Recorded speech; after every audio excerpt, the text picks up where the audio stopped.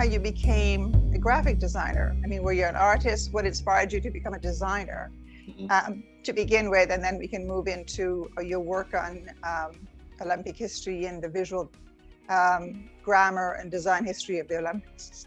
Yes, well, everything started during school time. I love to paint, to draw, I played music for many years, and but I never was so conscious or aware that I was good enough to make a graphic design study. So I didn't have that on my mind first, and I started studying economy here in Switzerland at the university, but I didn't felt really happy doing this. It was not so how you say I didn't feel so comfortable with so dry material. So after 1.5 years studying economy, I decided to change. But the moment really was when I changed these ideas. I went to a person to make to find out if I'm good enough to make such a study. And I made some tests, and we had a long talk. And they say, yes, no problem. You are able to do this. So this gave me a confidence, and I needed that confirmation that I was good enough to do this. So I applied for 2 art universities here in Switzerland, almost at the same time, to find out if maybe someone will take me. And I was so surprised. Both accepted me to start doing these studies. And then I decided to do this here in my hometown in St. Gallen. So that's how everything started. And at the same time, during the years in Ecuador, where I lived until I was 19, I started with equestrian sports. I think I was 12 or 13. So sports was really a big part of my life. I spent, I will say, 6 days a week making sports, 3, 4, 5 hours a day. So sports was really on top, and school was less important for me on that time.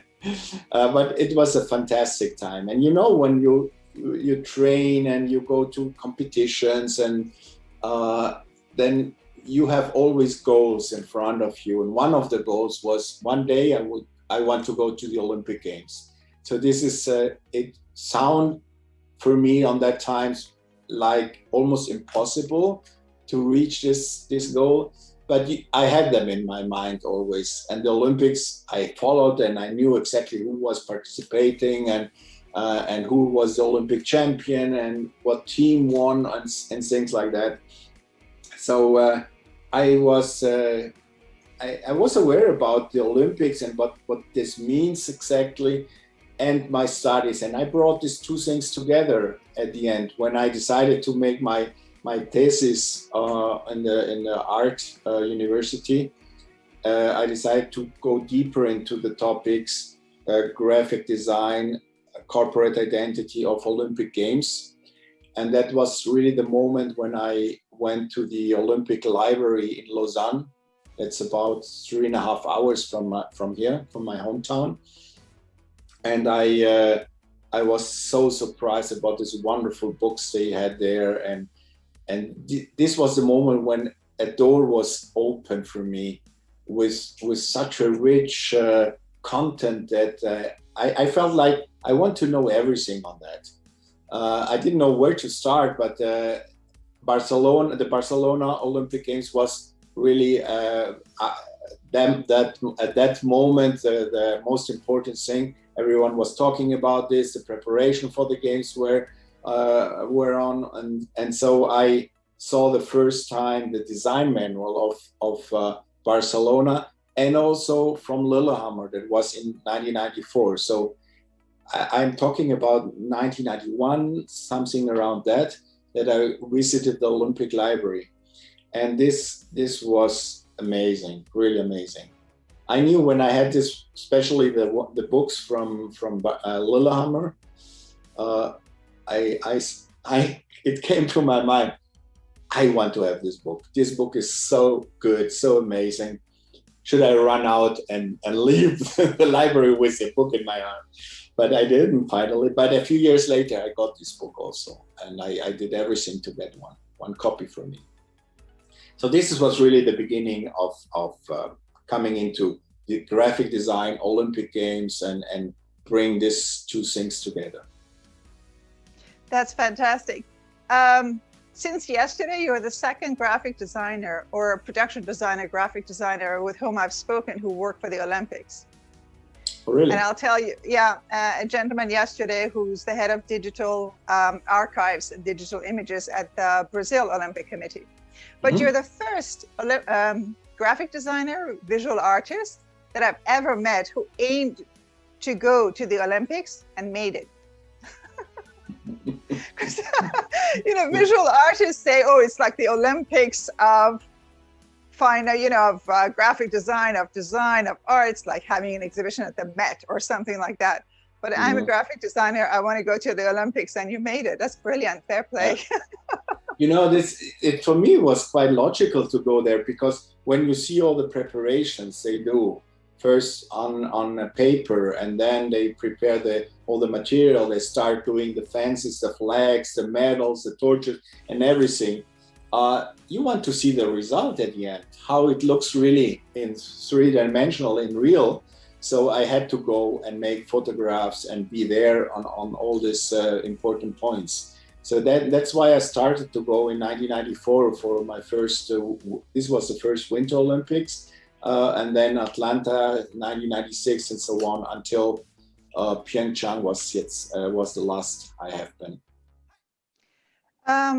And visual communication, I think, is enormously important in a truly global event like the Olympics. I mean, I can't think of any other event that's as all-inclusive, global, participatory as the Olympics.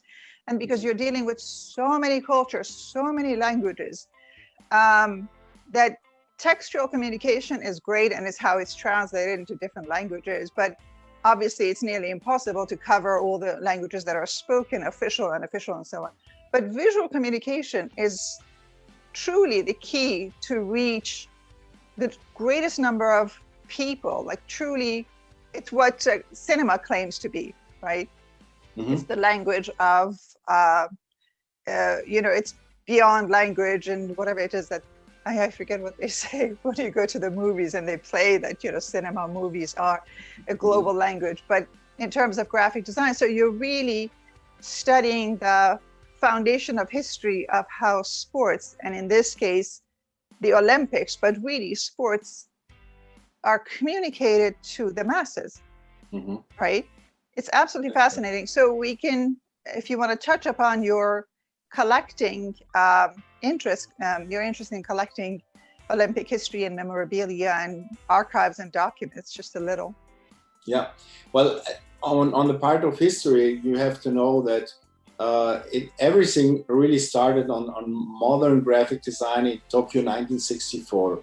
The reason was, you have to imagine, for the first time, the Olympics were going to Asia, to Japan. And, Japanese is a language that people only speak in Japan and not other countries. So this case was really, and you have to say also, not many people speak English in Japan. So it was really a need to find a language that will work for everyone. And that's also the reason why the pictograms were invented, because the pictograms, they don't need a language, a written language. They need only symbols that will be understood by everyone. It doesn't matter what cultural background you have. So that was really a need, and it's now very common. Every Olympics have their pictograms, but you cannot express ideas in 10, 15 languages to touch half of the audience. That's impossible. So finally, well, English is the basic language for all the Olympics. Even French is part of it, and the national language also. But on that time, this was so new, and people, they found out this is absolutely a need to do this. And that's why pictograms were reduced to a basic language, and the Olympics were the platform where this was invented. So today it's very common, and everyone is doing this. So you find pictograms on every mobile phone or on every toilet or whatever, but this was invented at the Olympics. So before 1964, they had a kind of pictograms, but they were more illustrations, very complicated drawings, saying in paintings that this is, for example, something about athletics, but not very simple to understand it. So was very amazing how a need become something normal after many years. And when I found out that about the history of all these things that are going to be developed or were developed in the past, I started to collect documents, design manuals, objects that proves this, how they changed. And this was also part of my knowledge, or became a part of my knowledge, to compare these things. So if, for example, if you see a daily program from Melbourne 56, Rome 1960, and Tokyo 64, and you compare this, you see exactly how the things were moving on and changing. So if you don't have this, it's difficult to see the changes. And that's why I thought it's so important, not because I wanted to have these objects just for fun, because I can study it and I can go deeper into this and understand better why.